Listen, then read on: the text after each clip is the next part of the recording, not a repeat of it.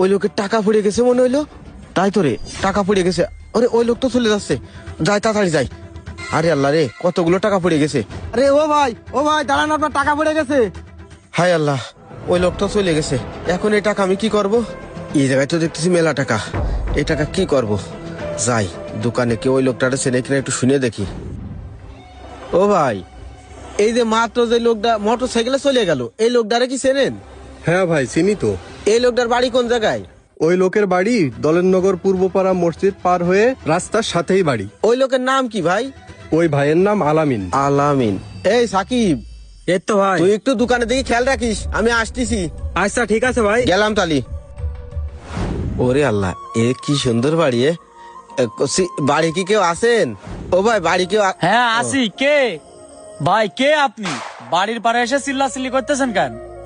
ও ভাই, এইটা কি আলামিন ভাইয়ের বাড়ি? হ্যাঁ, এটা আলামিন ভাইয়ের বাড়ি। আলামিন ভাই কি বাড়ি আছে? আলামিন ভাই তো বাড়িতে নেই। আলামিন ভাইয়ের কি দরকার? ও ভাই, ওই আইনদলপুতা বাজারে আমার একটা ছোট চার দোকান আছে। আলামিন ভাই আজকে সকালবেলা আমার ওই চার দোকানে চা খাতে গেছে। তখন ভাইয়ের মোবাইলে একটা কল এসে আর তাড়াহুড়া করে চলে গেছে। আর তখনই ওই ভাইয়ের কাছে এই যে এই টাকাগুলো পড়ে গেছে।